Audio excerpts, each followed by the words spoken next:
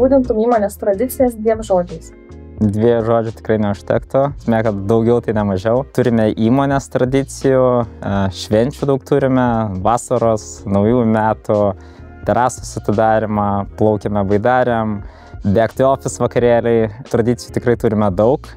Savo komandoje taip pat turime jau tradiciją tapusius žygius. Tai yra 2 kartus per metus, rudenį ir pavasarį einam po miškus.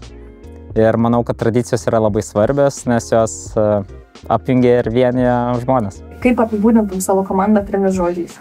Drąsiai galėčiau pavadinti A komandą.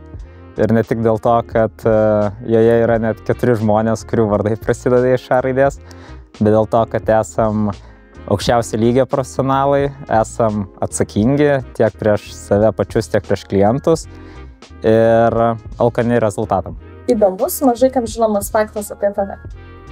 Nuo rudens pradėjau grūdintis, tai yra lendu į ledinį vandenį.